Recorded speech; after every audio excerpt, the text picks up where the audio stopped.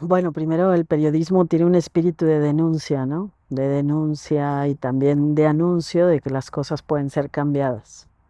Entonces, a nosotros al elegir ciertas noticias es porque vemos que hay cosas, bueno, que no se pueden pasar por delante.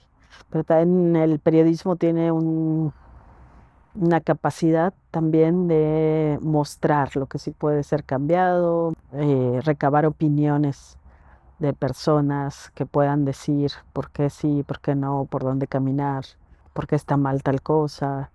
Desde el momento en que como periodista eliges cuál va a ser tu ángulo, pues ya estás de alguna manera imprimiendo un sello, ¿no? Y yo trato muchas veces, así cubra los temas más dolorosos o más fuertes o más violentos, de buscar quién ya está haciendo algo para cambiar las cosas o dentro del caso que estoy investigando, qué podía haber sido diferente o de alguna manera lo que yo llamo abrir una ventana de esperanza, ¿no? De alguien, algún protagonista que pueda dar luz sobre cómo podrían ser cambiadas las cosas. Bueno, durante muchos años he estado como buscando este que yo le llamaba periodismo de esperanza. Esto fue a raíz de que tomé un curso con don Javier Darío Restrepo que hablaba de periodistas como agentes de cambio. También decía otra persona llamada Geraldinho Vieira de Brasil que había que reportear también lo que sí se podía hacer, ¿no? Bueno, y con este enfoque coordiné un libro, invité a 10 periodistas, bueno, yo también escribí, que se llama Entre las cenizas, historias de vida en tiempos de muerte, que de lo que trataba era contar las historias de lo que había pasado de la violencia en el sexenio de Calderón y de los colectivos que se habían organizado para hacer algo ante esa violencia, ¿no?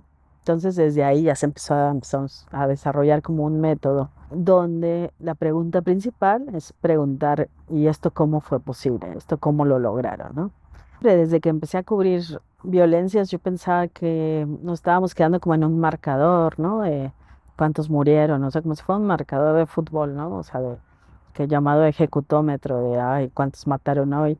Y yo siempre decía, nos toca contar quiénes eran estas personas que asesinaron, qué les pasaron, en qué soñaban.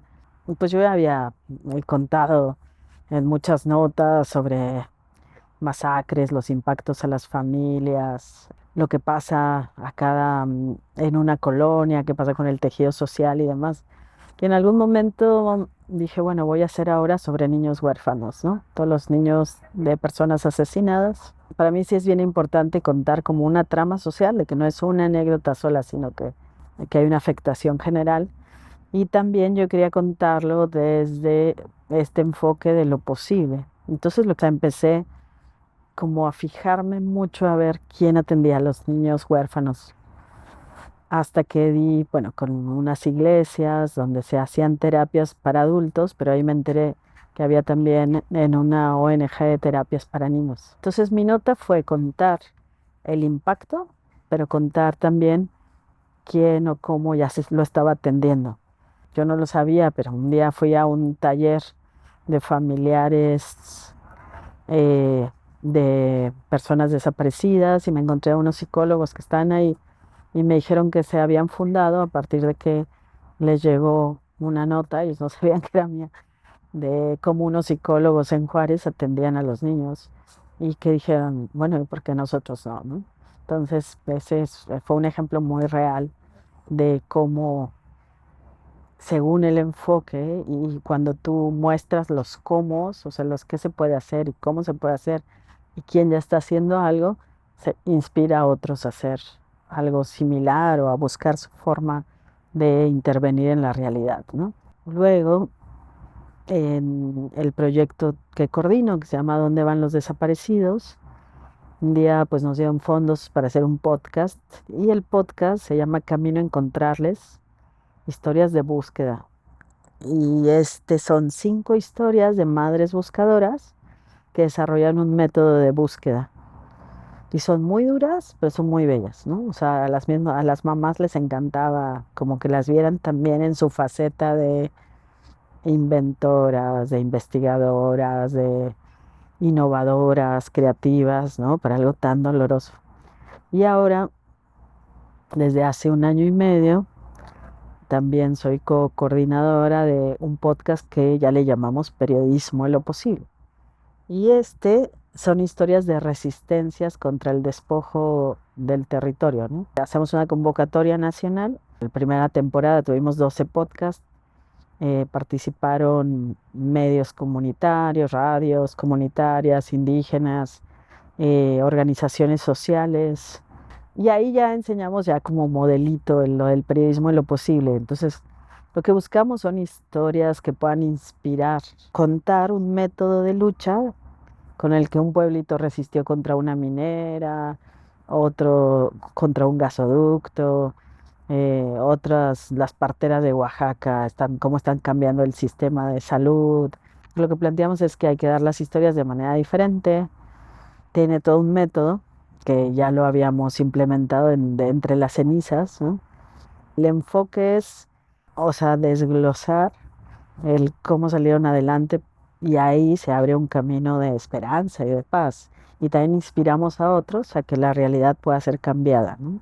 Siempre estoy tratando de buscar retroalimentación, ¿no? Si alguien leyó, que me diga un reportaje, que me diga qué pensó, qué sintió. Hay de todo, ¿no? Hay gente que sí me dice, no, pues solo me haces llorar o ya no te quiero leer o es muy duro, o no puedo con tanta realidad. Hay otras que me dicen, pues que gracias a algún reportaje entendieron algo o se conmovieron o lloraron o pensaron o tienen ganas de intervenir. O sea, hay como las reacciones son bien variadas, ¿no? Hay, pues las víctimas obviamente lo agradecen, ¿verdad? O sea, sí dicen gracias por ser testiga de mi lucha, porque espero que sí, que me hagan caso, porque tengo más chance de que me hagan caso si alguien escribe en mí. Pero bueno, hay de todo tipo de reacciones, ¿no? Hay gente que no quiere enterarse y pues, y ahora que hay tantas fuentes de información es abrumador para la gente, ¿no? También hay una saturación de información pues que llega a un momento a quemar a las audiencias, ¿no? Y que buscan más bien evasión. O sea, también hay gente que no sabe y no quiere saber. Entonces ahí sí a los periodistas nos toca repensar, ¿no? Cómo llegarle a esos públicos. Pues tenemos enfrente un reto y tenemos que repensar cómo damos las noticias, porque sí, en general todo el bloque de jóvenes que ya no consumen medios, tenemos que ver eh, cómo se les da las noticias y este enfoque de lo posible, que yo le llamo, del que también reportea las soluciones, es otra forma que yo he visto que la gente se resiste menos, que cuando siente que hay esperanza, lo sigue leyendo aunque sea muy duro, cuando siente que al final va a haber algo, hay cosas tan bellas y no es solo el terror o el dolor, y veo que otras personas, hay otros públicos también para esas notas. Y también este trabajo pues es de muchas culpas. Fundamos una red de periodistas que cubren desapariciones en todo el país. O sea, pues, damos talleres. Y uno de los talleres que yo doy es cómo cubrir el dolor y qué hacer con mi dolor, ¿no? Si publicaste algo de una madre buscadora y la matan, te sientes culpable. Si no publicaste y la matan, te sientes culpable por no haberla protegido. Entonces, como que todo el tiempo te sientes culpable de lo que dijiste, de lo que no publicaste, de lo que sí. O sea, todo el tiempo tienes que hacer valoraciones éticas que a veces sientes que en el momento son las mejores, a veces sabes que después de un tiempo dices, no, me equivoqué, o después de un tiempo dices, no, sí estuvo bien. Tienes que sabotear la nota y explicarle a la familia por qué hay riesgo de publicar su información. Pero luego si luego la matan y no la dijeron y no lo publicaste, o sea, como en este país no hay justicia, como no, o sea, como no les hace caso el Ministerio Público, como muchas ONGs están saturadas y a lo primeros que buscan son a periodistas, pues tenemos que ser psicólogos, terapeutas, trabajadores sociales, investigadores, o sea, muchas cosas, ¿no? Entonces sí es un peso muy fuerte, pesadísima, porque ya no quieres ver horror, porque tienes que lidiar siempre con historias muy duras. Entonces, como que poco a poco hay que encontrar el equilibrio y aprender a hacerlo de una manera que sea sostenible. El miedo, por ejemplo, te previene, te advierte, el miedo te ayuda y te acompaña y te tienes que amigar, por ejemplo, con el miedo, ¿no? Y lo bueno es saberte parte de una comunidad. Y por eso también esos talleres y por eso crear la red, sabiendo que tienes pares que cubren lo mismo en otras zonas y que te entienden, ¿no? Porque pues muchas veces te sientes bien loco, ¿no? Entonces, sabiendo que hay muchos más locos o locas en todos lados, es más fácil contar si tienes una duda ética, si tienes una preocupación, si tienes miedo, lo que sea, formar parte de una comunidad de ayuda y con el colectivo con el que trabajo, a donde van los desaparecidos, pues sí tenemos sesiones de chequeo emocional. Y también con algunas amigas hacemos rituales, ¿no? De cierre, de investigaciones que han sido muy fuertes y que entienden esta parte importante del ritual. También eso es parte de lo que trato de que hagamos como periodistas, ¿no? Que empecemos a hacer rituales, porque esto ya no es solo la seguridad física, digital, psicológica, sino que hay que tener un rollo como una parte de seguridad espiritual, si se puede decir, porque esto rebasa, o sea, ir a fosas, que es de las cosas más fuertes que puede, o estar en morgues, acompañar a los familiares, o sea, irte a zonas en centros de exterminio, en Tamaulipas, o sea, algo que yo siempre digo es, esto es para largo plazo, entonces tenemos que medir fuerzas, ¿no? Hay momentos para descansar y está bueno, y si alguien se da de beca, que se vaya sin culpa, si alguien quiere retirarse, está bien, o sea, pensarnos como un equipo, aunque trabajemos en diferentes medios. Y en lo otro, bueno, pues hacemos nuestras sesiones de chequeo emocional cada mes, es ver cómo estás, ¿no? O sea, y esto lo aprendimos cuando hicimos el mapa de fosas, pues, que de pronto sí dijimos, no, no sabemos cómo va la vida de todas, ¿no? Y en mi día a día, pues sí estoy formándome como terapeuta corporal o sea, de movimiento energético expresivo, masaje, y a tratar de eso, de estar conectada a través del baile, de los propios terapeutas, de las familias, me invitan a mí y me empiezan a enseñar, y entonces como que sí siento que vamos tomando de otras áreas para hacer nuestro trabajo, ¿no? Como periodistas. El país nos cambió y tenemos incluso que romper las reglas del periodismo. O sea, hay muchas reglas que ya no van y que te ponen en riesgo si las cumples ahora, ¿no? Para mí sí es como importante y es parte de lo que yo llevo mucho tiempo. O sea, que yo quiero hacer un manual de antiperiodismo, de las reglas que hay que romper, porque ya es, o sea, lo que estamos viviendo y la complejidad y la violencia sí nos implican nuevos retos.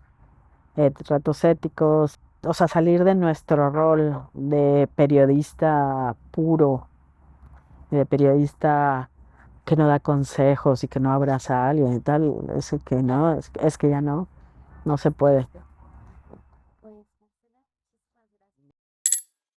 Entre Saberes, ciencia que conecta.